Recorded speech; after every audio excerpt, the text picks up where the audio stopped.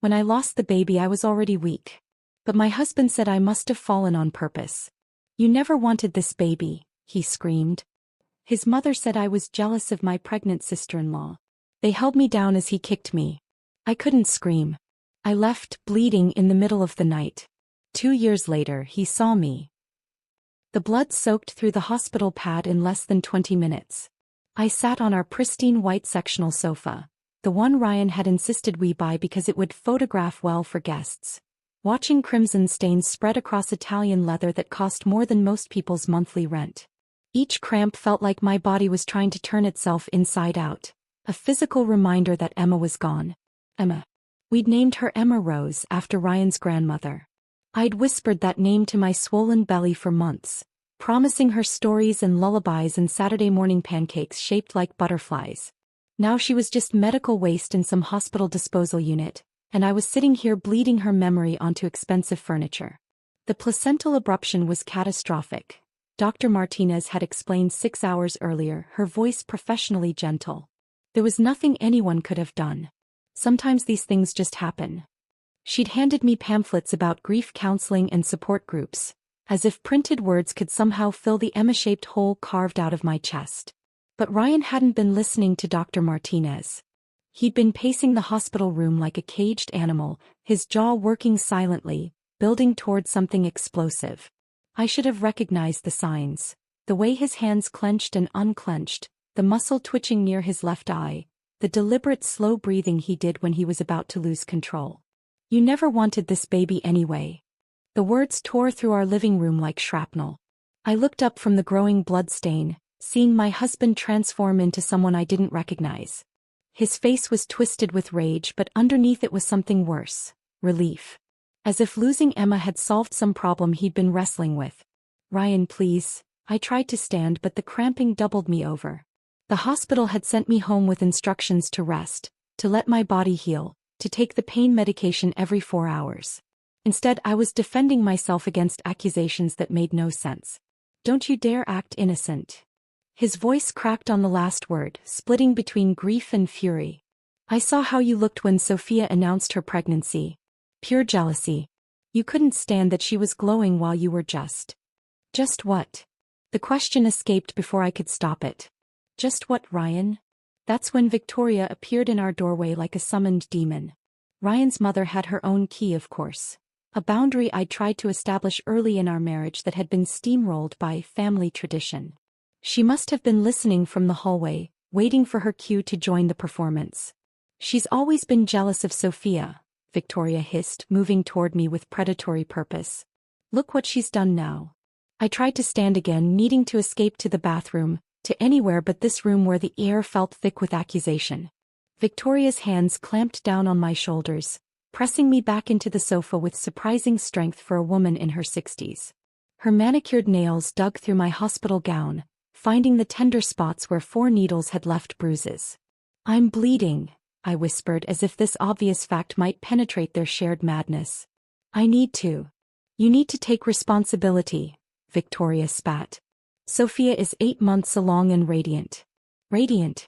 And here you are, destroying what God gave you because you couldn't handle someone else's happiness. The cruelest part was the nursery upstairs.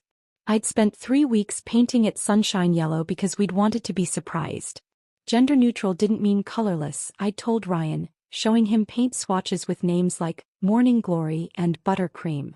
I'd hung tiny white curtains with dancing elephants and spent an entire Saturday assembling a changing table that came with 47 separate pieces and instructions written by someone who clearly hated humanity. The drawers were full of impossibly small clothes, onesies with sayings like, Daddy's Little Princess and Mommy's Miracle. I'd bought 3 packages of newborn socks because they were so tiny and perfect, each pair smaller than my thumb.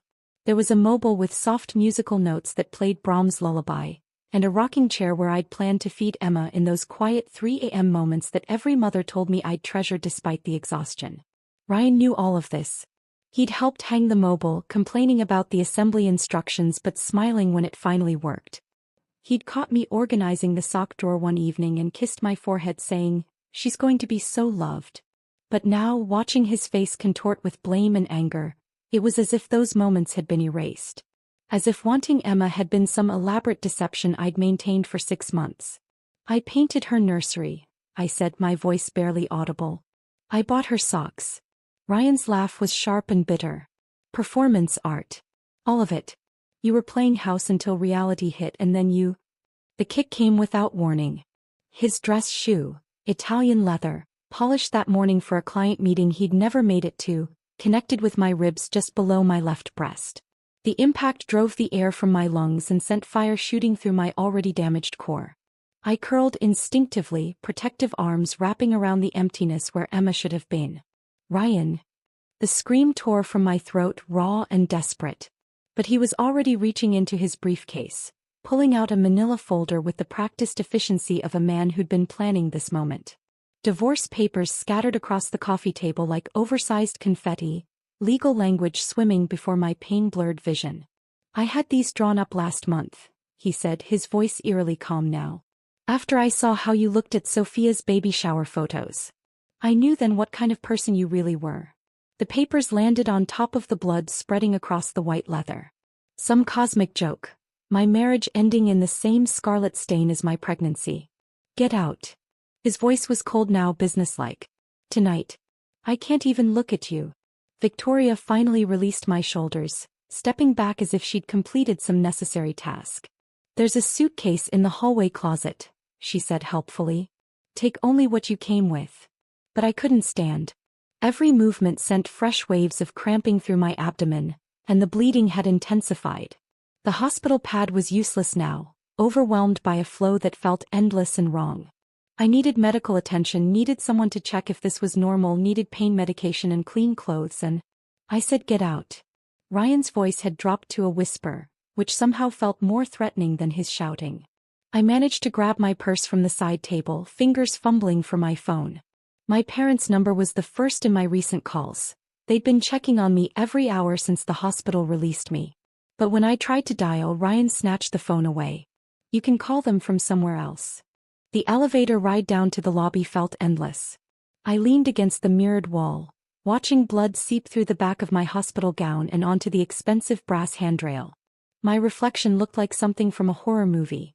Pale skin, hollow eyes, crimson stains spreading like abstract art across thin cotton. Marcus, the night security guard, was reading a paperback thriller behind his marble desk. He looked up when the elevator dinged, and I watched his face change as he took in my appearance. For a moment I thought he might help, might ask if I needed an ambulance or a phone or just a place to sit down. Instead he looked away deliberately, turning a page in his book with studied concentration. I understood. Ryan was building management's golden boy, the successful businessman who always tipped well at Christmas and never complained about noise ordinances. I was just the crazy wife having some kind of breakdown. The automatic doors whispered open, releasing me into the October night. The cold hit like a physical blow, cutting through the thin hospital gown and raising goosebumps on skin already clammy with shock. I had no shoes. They were upstairs by our bed where I'd kicked them off after returning from the hospital. The concrete sidewalk felt like ice against my bare feet. My parents' house was 12 miles away. I walked 4 blocks before a taxi finally stopped, the driver taking one look at my condition and wordlessly passing me a blanket that smelled like cigarettes and desperation. He didn't ask questions, just drove through empty streets while I bled silently in his backseat. Dawn was breaking when I finally collapsed on my parents' front porch, my finger trembling as I pressed their doorbell. The sound echoed through their quiet house like an alarm, summoning them to find their daughter broken and bleeding, still wearing a hospital gown stained with the evidence of everything I'd lost in one terrible night. The nightmares stopped on a Tuesday in March, exactly 14 months and 3 days after that horrible night. I woke up in my childhood bedroom, the same room where I'd recovered those first silent weeks, and realized I'd slept through the entire night without once jerking awake in a cold sweat, heart hammering against my ribs like a trapped bird. Dr. Sarah Chin had warned me that healing wasn't linear. Some days you'll feel like you're making progress, she'd said during our first session, her voice warm but honest. Other days you'll feel like you're back at square one. That's normal. Trauma doesn't follow a schedule. Those 14 months had been a careful reconstruction of a person I'd forgotten existed. Twice weekly therapy sessions where I learned words like gaslighting and emotional abuse, Clinical terms that somehow made Ryan's behavior feel less like my fault and more like a pattern I'd been trapped in. Grief counseling, where I finally said Emma's name out loud without my voice breaking into pieces. Sleep medication that helped quiet the part of my brain that replayed Victoria's manicured nails pressing into my shoulders, over and over like a broken record. My mother had turned my old room into a craft space years ago, but she quietly moved everything out and repainted the walls a soft lavender. For peace, she'd said, though we both knew it was because I couldn't handle the color white anymore. Too many associations with blood-stained leather and sterile hospital rooms. The farmer's market had become my Saturday morning ritual, a gentle reintroduction to the world beyond therapy appointments and legal meetings.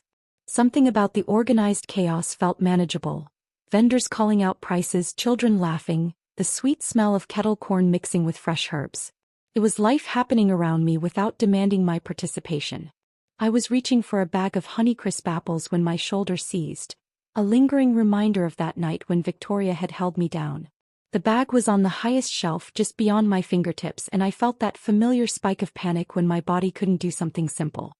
"Here, let me help with that." The voice was soft, careful not to startle. A man about my age with gentle brown eyes and paint-stained fingers reached past me to grab the apple bag. He handed it to me like it was something precious, not just 2 pounds of fruit. "Thank you," I managed, surprised by how normal my voice sounded. "Those are the best ones," he said, nodding toward my apples. "Sweet but with just enough tartness. Good choice." Lucas worked with his hands. I learned this slowly, over weeks of Saturday morning encounters at adjacent produce stands. He restored old furniture, bringing discarded pieces back to life with patience and skill. There was something beautiful about that concept, though I wasn't ready to examine why it appealed to me so deeply. He never pushed for more than our brief conversations about seasonal vegetables and weather patterns. Never asked for my number or suggested meeting elsewhere. Just existed in my peripheral vision, a steady presence who made the farmer's market feel safer somehow. The invitation to coffee came from me 3 months later when I finally worked up the courage. "Would you like to grab coffee sometime? Not here, I mean. Somewhere with actual chairs." His smile was sunshine breaking through clouds. "I'd like that very much." Our first coffee date lasted 4 hours. We talked about books and travel dreams and the way morning light looked different in autumn. Lucas had traveled through Southeast Asia after college, teaching English in small villages where children chased chickens through dusty streets. I told him about my job as a graphic designer, how I'd always loved creating beautiful things from nothing. He didn't ask why I seemed nervous when the barista dropped a ceramic mug, the crash echoing through the cafe like a gunshot. Didn't comment when I chose the seat facing the door, needing to see everyone who entered. Just continued our conversation about his latest restoration project, a 1920s armoire he'd found at an estate sale. The second date was at a quiet bookstore cafe, surrounded by towering shelves and the comforting smell of old pages. Lucas brought me a small succulent in a hand-painted pot. "For your windowsill," he said simply. "They're hard to kill," which I figured might be a selling point. I laughed for the first time in months. Really laughed, not the polite social sounds I'd been making. The plant sat on my bedroom windowsill for weeks, proof that something could thrive under my care. By our third date, I'd started to trust the quiet spaces between us. We were walking through Riverside Park, the same park where everything would later unravel, though I didn't know that yet. Lucas had been telling me about his childhood dog, a golden retriever named Buster who could catch frisbees like an Olympic athlete. "If you're ever ready to talk about whatever happened, I'll listen," he said suddenly, stopping beside a bench overlooking the duck pond. "If not, that's okay too." The words hung in the air like an offering. No pressure, no timeline, no expectation that I owed him my trauma in exchange for his kindness. Just an open door I could walk through whenever I felt ready. "There was a man," I said finally, my voice barely above a whisper. "My husband. Ex-husband now. He hurt me when I was already broken." Lucas sat down on the bench, patting the space beside him. I joined him, watching ducks glide across the water like nothing terrible had ever happened in the world. "That wasn't your fault," he said quietly, and something inside my chest that had been held too tightly finally began to loosen. "None of it." 6 months later I was pregnant again. The 2 pink lines appeared on the test like an accusation, and I sank to my bathroom floor, hyperventilating. What if it happened again? What if my body was broken in ways that couldn't be fixed? What if loving this baby would just lead to more loss? Lucas found me there 20 minutes later, still clutching the plastic stick. He sat beside me on the cold tile floor, not speaking, just being present while I cried out 14 months of carefully buried terror. "We'll figure this out together," he whispered against my hair. "Whatever happens, you're not alone." The pregnancy was different from the beginning. Dr. Martinez, the same doctor who'd explained placental abruption in clinical terms, monitored me closely, scheduling extra ultrasounds and blood work. "Everything looks perfect," she said at each appointment, and slowly, cautiously I began to believe her. Lucas read to my belly every night. Children's books and poetry, sometimes just articles from National Geographic about places we'd visit someday. His voice became the soundtrack to my pregnancy, calm and steady and full of love for a baby he'd never met. When the contractions started on a snowy February morning, I wasn't afraid. Lucas held my hand through each wave, whispering encouragement and terrible jokes that made me laugh between pushes. There were no raised voices in that delivery room, no blame or anger or fear. Just anticipation and joy and the promise of something beautiful being born. Noah entered the world at 6:47 a.m., pink and perfect and screaming with healthy indignation.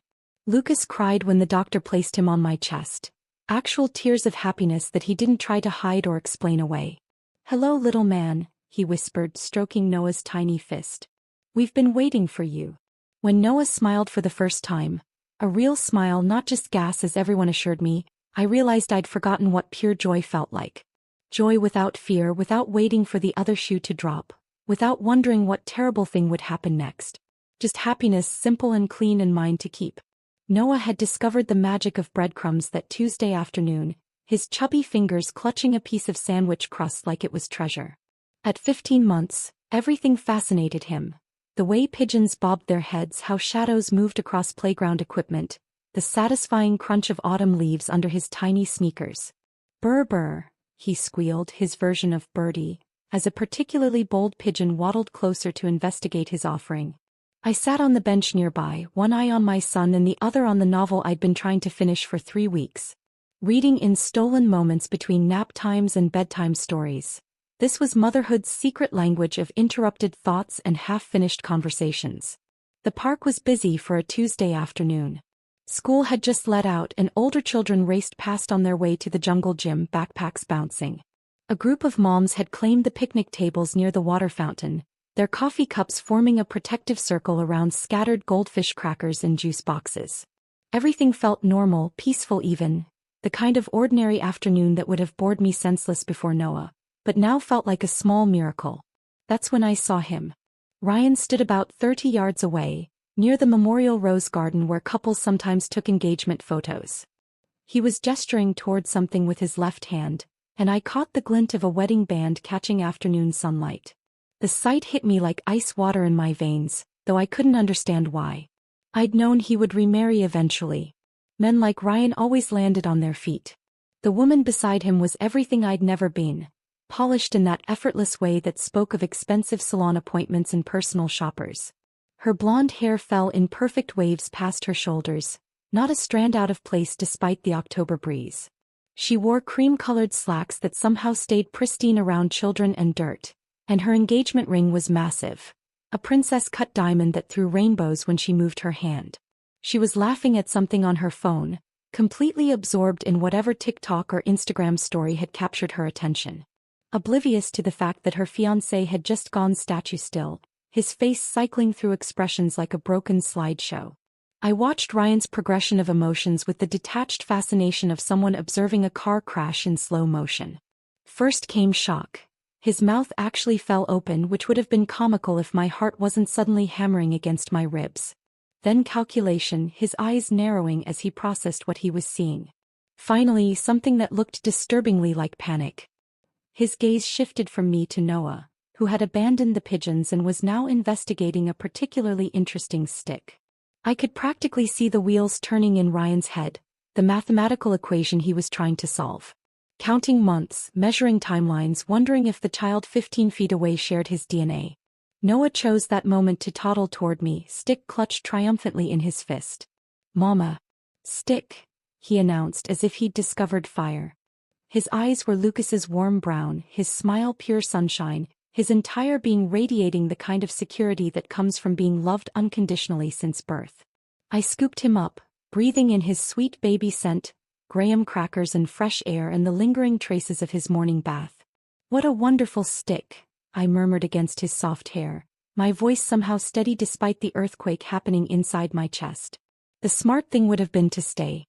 To let Ryan see exactly how unaffected I was by his presence, how completely I'd moved on from the wreckage he'd made of my life. But smart wasn't the same as safe, and every instinct I'd developed over the past 2 years was screaming at me to leave. No. I kissed Noah's forehead, a gesture so automatic it might have been breathing, and started walking toward the parking lot. Not running, not fleeing, just a mother collecting her child and heading home for dinner and bath time. Nothing unusual about that. "Ryan, what's wrong? Who was that woman?" The fiancé's voice carried across the playground, tinged with confusion and something sharper. I didn't turn around, didn't acknowledge that I'd heard anything at all. Let him explain that. Let him try to justify why he'd reacted like he'd seen a ghost to a woman and child he supposedly didn't know. My hands shook as I buckled Noah into his car seat, muscle memory taking over while my mind raced. He babbled happily about birds and sticks, completely unaware that our peaceful afternoon had just been shattered by the appearance of a man who'd once kicked his mother while she bled. The drive home passed in a blur of traffic lights and turn signals. Noah fell asleep before we reached our street, exhausted from his adventure. I carried him inside, settling him in his crib with the gentle efficiency of practiced motherhood, then stood in his doorway watching him sleep until my heartbeat finally slowed to something approaching normal. Lucas wouldn't be home for another hour. I made tea with hands that had finally stopped trembling, curling up on our worn sofa with the same novel I'd been attempting to read. The words blurred together, meaningless black marks on white pages, while my mind replayed every second of those terrible few minutes in the park. My phone buzzed at 8:47 p.m., just as I was closing Noah's bedroom door after his final story. The number wasn't saved in my contacts, but I recognized it with the sick certainty of muscle memory. Ryan's old number, the one I'd deleted 2 years ago but somehow still knew by heart. "Is that my child?" 4 words that managed to be both question and accusation, desperation wrapped in the pretense of authority. I stared at the screen until it went dark, then immediately blocked the number. But the damage was already done. Those 4 words told me everything I needed to know about Ryan's mental state, about what he'd been thinking during those long moments of calculation in the park. He'd been wondering. Maybe for months, maybe since the divorce papers were signed and he'd had time to count backwards from conception dates. Maybe since he'd seen Sophia's children and realized what he'd thrown away in a moment of rage and blame. His perfect new life suddenly had a question mark in it. The polished fiancée with her flawless hair and pristine slacks, the fresh start he'd built on the foundation of my destruction, all of it now complicated by the possibility that he'd walked away from his own child. I thought about Amanda. That was her name I'd learned from mutual acquaintances, planning her wedding to a man who'd just sent desperate text messages to his ex-wife. Choosing flowers and venues while her future husband counted months and wondered if he'd made a terrible mistake. The irony was almost beautiful in its completeness. Ryan had spent our entire marriage accusing me of jealousy, of being unable to handle other people's happiness. Now he was the one consumed by what-ifs, poisoned by the possibility that I'd found everything he'd thrown away. Love, family, the kind of peace that comes from being cherished instead of tolerated. I deleted the blocked message and went to check on Noah one more time. He slept with his arms flung wide, completely trusting that he was safe, that tomorrow would bring more birds and sticks and adventures. In the soft glow of his nightlight he looked exactly like Lucas. Same gentle features, same sense of quiet contentment. Ryan could wonder all he wanted. The truth was simpler than his desperate calculations. Noah was born from love, not obligation. From healing, not damage. From a man who read bedtime stories and painted nurseries and held my hand through every contraction. Some questions didn't deserve answers and some ghosts needed to stay buried. The call came on Friday morning while I was folding Noah's tiny laundry, an endless task that somehow brought me peace. Mrs. Rodriguez's voice crackled through my phone speaker, her slight accent more pronounced than I remembered. "Mija, I hope I'm not bothering you, but I think you should know. That man has been asking questions about you." I stopped mid-fold, a miniature dinosaur t-shirt clutched in my hands.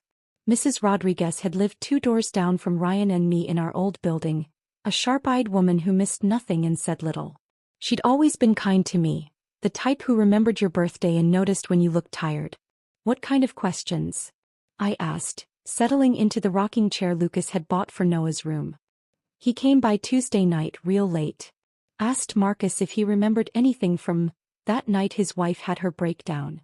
Wanted to know if there were any security cameras, any witnesses to her erratic behavior. Mrs. Rodriguez's voice carried decades of skepticism. Marcus, that fool, he was ready to help until I reminded him what we actually saw. My heart started that familiar rapid-fire rhythm, but I forced my voice to stay steady. What did you tell him? Nothing. But honey, I've been keeping something for you all this time. She explained it slowly, carefully, like she was handling something fragile. That night, the night Ryan kicked me out while I was bleeding, she'd been awakened by voices in the hallway. Angry voices, then crying, then the sound of the elevator opening and closing multiple times. I looked through my peephole first, you understand. Saw that mother of his in the hallway, pacing like a cat. Then I checked my Ring camera. She paused and I could hear her adjusting the phone. I saw everything, Mija. You stumbling to the elevator, asking Marcus to call your parents. The blood on your dress, the way you could barely stand. The timestamp read 2:47 a.m. The footage was crystal clear. A woman in obvious medical distress, not someone storming out dramatically as Ryan had apparently told everyone. The camera had captured me begging Marcus for help, had recorded the security guard's deliberate indifference, had documented every painful step I took toward those glass doors. I called 911 that night, Mrs. Rodriguez continued. Told them I thought someone was being attacked. They said they'd send a car, but by the time anyone showed up, you were gone. I filed a written statement anyway, seemed like the right thing to do. She'd saved everything. The video files, the police report number, her own handwritten account of what she'd witnessed. Something felt wrong about his story from the beginning, she said simply. A woman doesn't bleed like that from being dramatic. I found myself crying, not from sadness but from the overwhelming relief of being believed. For 2 years I'd carried the weight of Ryan's narrative, the nagging doubt that maybe I had been unstable, maybe I had caused everything to fall apart. Mrs. Rodriguez's evidence was like finding water in a desert. Why are you telling me this now? I asked. Because he's getting married next month and his bride-to-be has been asking around about you. Sweet girl, seems genuinely confused about why her fiancé gets so upset when your name comes up. Figured she deserved to know the truth before she makes a mistake. Word travels fast in certain circles, especially when it involves someone as prominent as Ryan had been in our social group. Within a week of our park encounter, people were talking. Not openly, never openly, but in the careful whispers that accompany scandal. Claire called me on a Thursday evening, her voice shaking with something between guilt and relief. Ryan's sister had always been the family peacekeeper, the one who smoothed over his rough edges and made excuses for his temper. She'd stayed silent during our divorce, choosing family loyalty over truth. I need to tell you something, she said without preamble. I never believed his version of what happened. We met for coffee at a small cafe downtown, far from our old neighborhood and the potential for awkward encounters. Claire looked older than her 35 years. Stress lines etched around her eyes like permanent worry. I knew you wanted that baby, she said, stirring sugar into her latte with unnecessary precision. I saw how you looked at Sophia's ultrasound pictures during Christmas dinner. Pure joy, no jealousy. You asked about nursery themes and whether she was feeling the baby move yet. That's not how jealous people behave. She'd heard Ryan's version, the unstable wife who couldn't handle her sister-in-law's pregnancy, who'd somehow caused her own miscarriage through emotional instability. But Claire had also seen the nursery I'd painted, had watched me organize tiny clothes with reverent care. He was drinking more after you lost Emma, she admitted. Said he needed something to deal with the stress of your breakdown. But you weren't having a breakdown, you were grieving and he couldn't handle that it wasn't about him. Sophia reached out 2 days later, her message arriving through Instagram DM like a secret pact between conspirators. Can we talk? I owe you an apology. Sophia had always been Ryan's golden child, the sister-in-law who could do no wrong. Beautiful, successful, married to a surgeon who treated her like a queen. During my marriage, I genuinely admired her life while battling my own insecurities.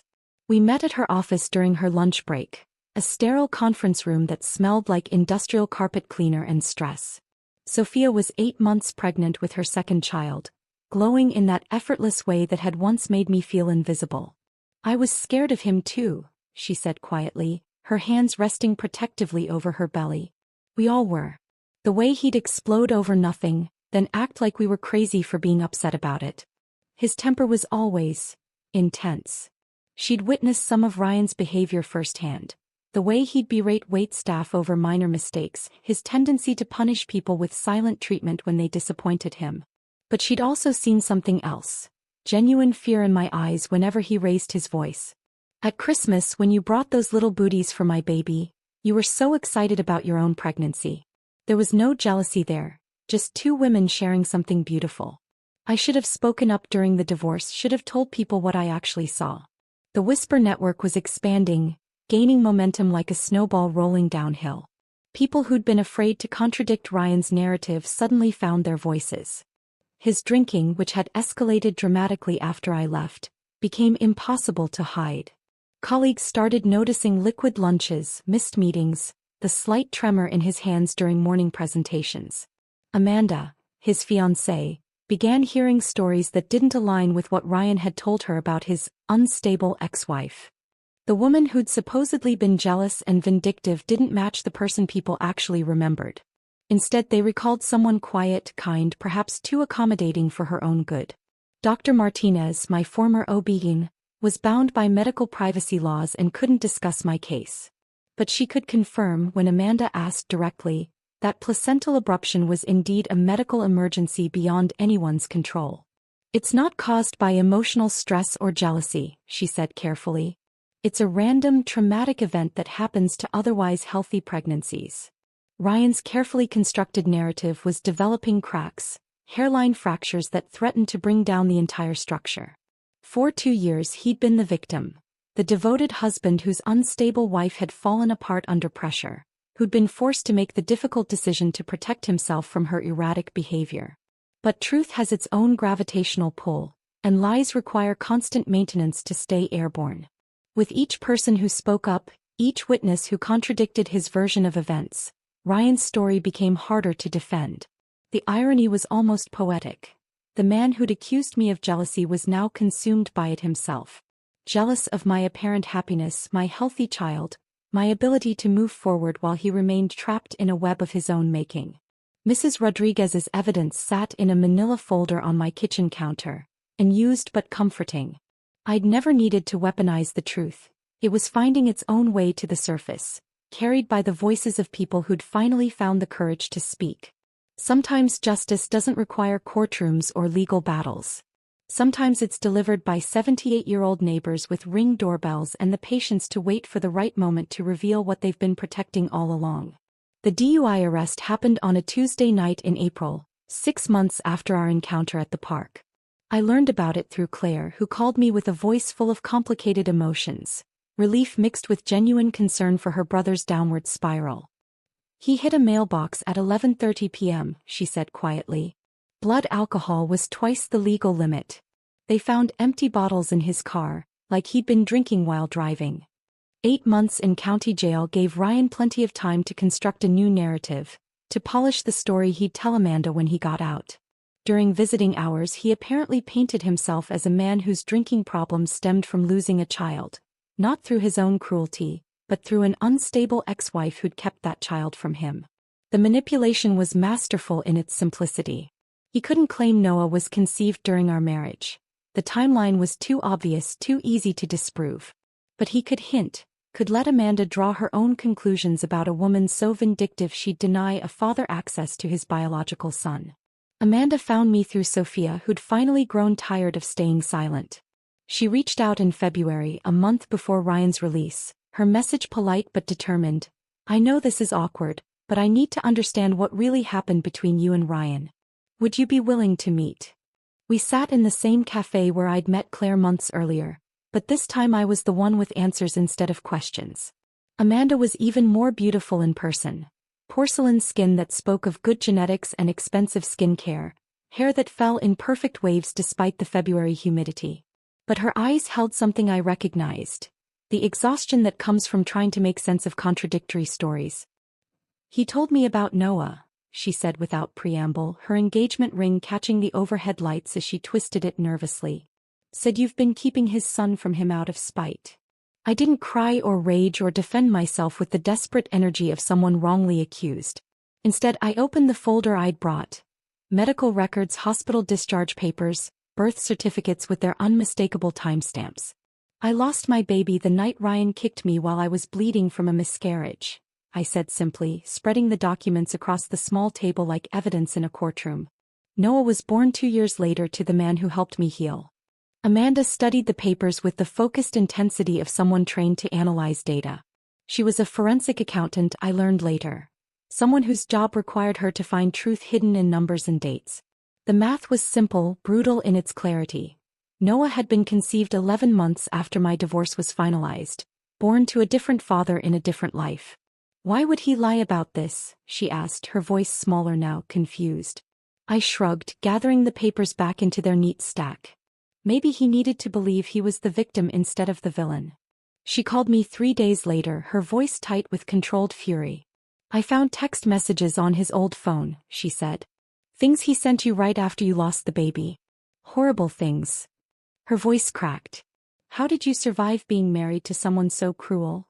I told her about Lucas, about therapy, about learning that love didn't have to include fear. She listened with the intensity of someone taking notes for a test she couldn't afford to fail.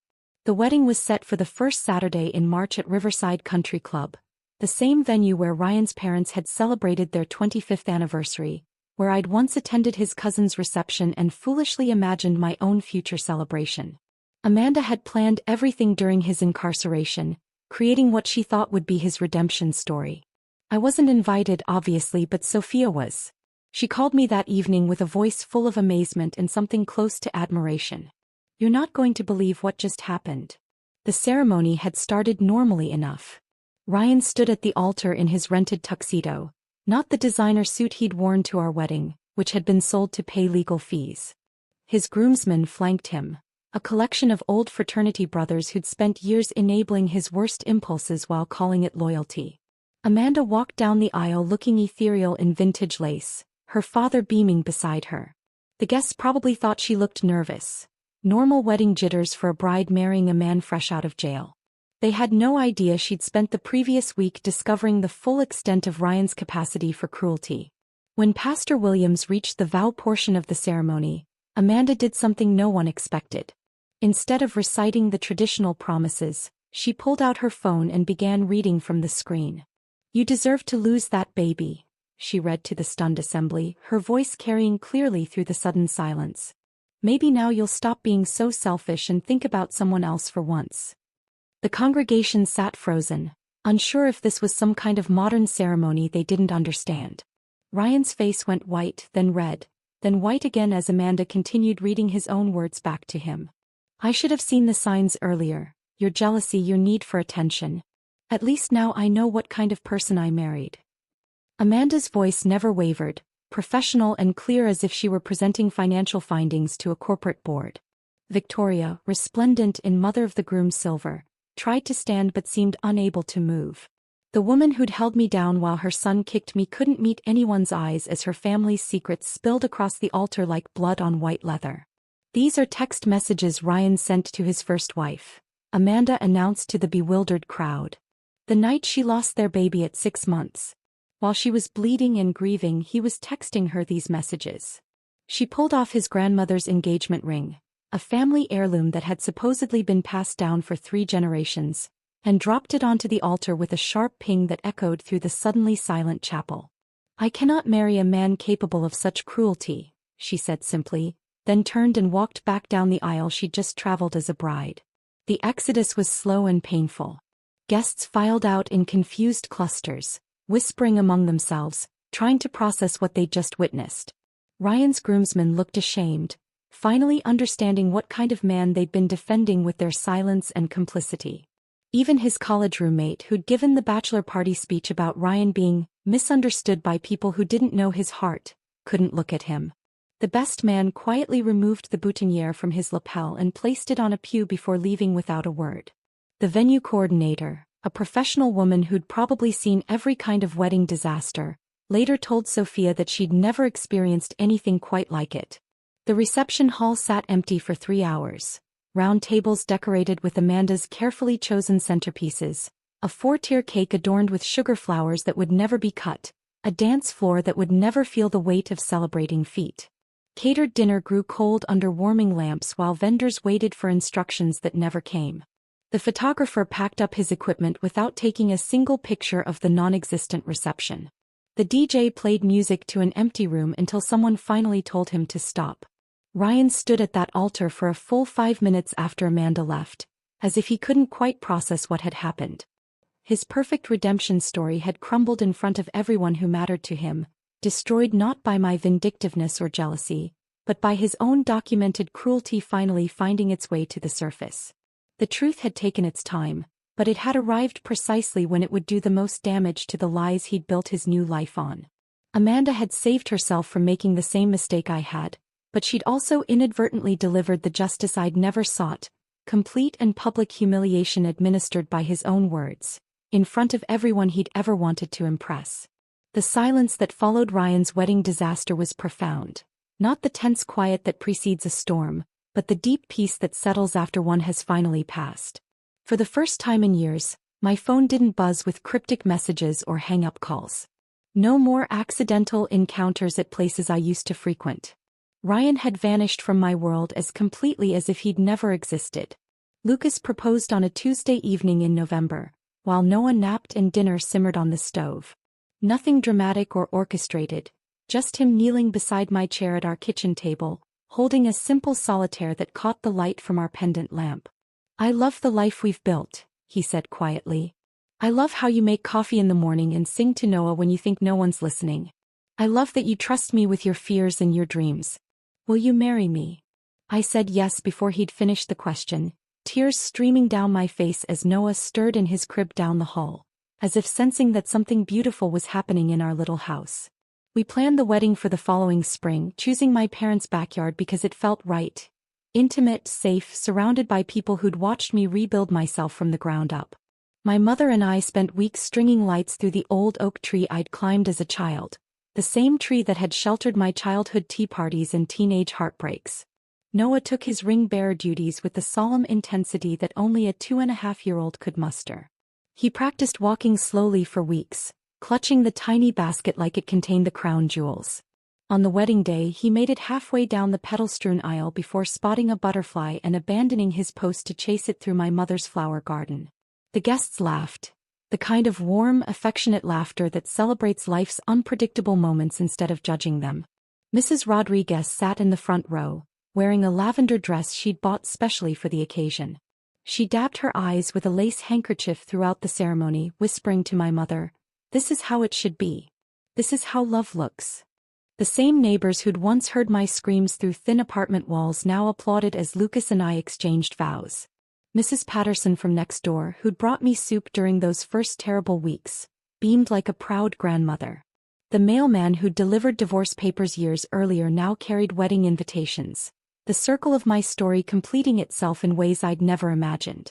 Claire came with her 4-year-old son Marcus, who immediately attached himself to Noah like they were long-lost cousins. She looked lighter somehow, as if speaking the truth about her brother had lifted some invisible weight from her shoulders. "I should have spoken up sooner," she said during the reception, watching our boys chase fireflies in the gathering dusk. "I was a coward." "You spoke up when it mattered," I replied, squeezing her hand. "That's what counts."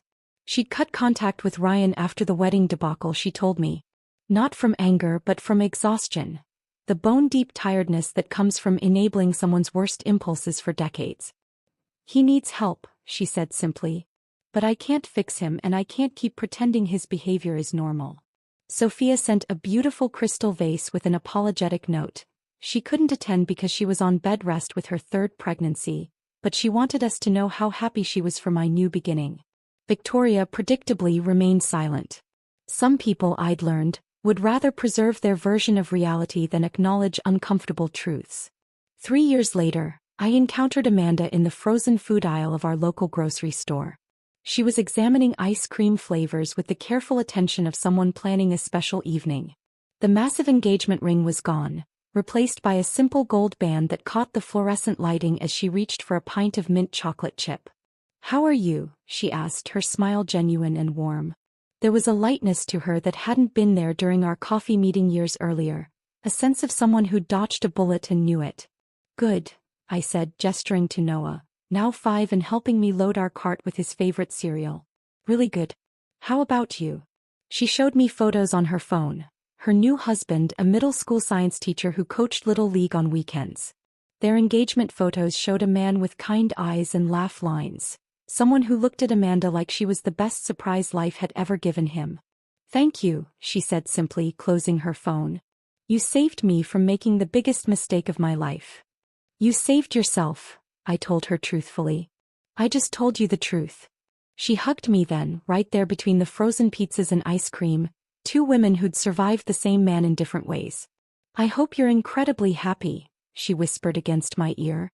The strangest part about my new life was its beautiful ordinariness. No drama, no crisis management, no walking on eggshells or bracing for the next explosion.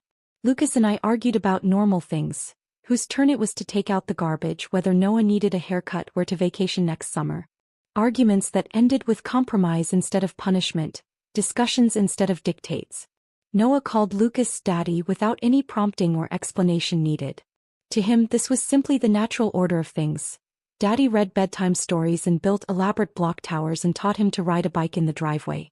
There was no other man in our story, no complications or confusion about family structure. Mrs. Rodriguez's manila folder remained tucked in my desk drawer, evidence I'd never needed to use but found comforting nonetheless. Proof that my memories were real, that the truth had witnesses, that justice sometimes comes in unexpected forms delivered by elderly neighbors with Ring doorbells and strong moral compasses. Sometimes, usually late at night when the house was quiet and Noah was sleeping safely in his room, I wondered about Ryan. Whether he'd gotten help for his drinking, learned to take responsibility for his actions, found some measure of peace. But these thoughts were fleeting, more curiosity than concern. Mostly I didn't think about him at all. I hadn't destroyed Ryan's life. His choices had done that. The drinking, the cruelty, the refusal to accept responsibility for his actions. Amanda's public reading of his text messages hadn't created his character. It had simply revealed what was already there. I just refused to carry his shame anymore, and apparently that had been enough. My therapist had warned me that healing wasn't about forgiveness or revenge. It was about indifference. The ability to think about your abuser the way you'd think about a stranger on the bus. Briefly, without emotional investment, then not at all. I'd reached that blessed state of psychological freedom where Ryan existed in my past like any other closed chapter. The oak tree in my parents' backyard grew new leaves each spring, its branches reaching higher toward sunlight. Noah would climb it someday, just as I had, learning that even the strongest trees bend in storms but rarely break. Some stories end with dramatic confrontations or perfect justice. Mine ended with something better: peace and the quiet knowledge that truth has its own timeline, its own way of setting things right. If this story of quiet justice had you holding your breath, hit that like button right now. My favorite part was when Amanda read Ryan's cruel text messages at the altar, exposing his true nature to everyone. What was your favorite moment? Drop it in the comments below. Don't miss more powerful stories like this. Subscribe and hit that notification bell so you never miss an upload.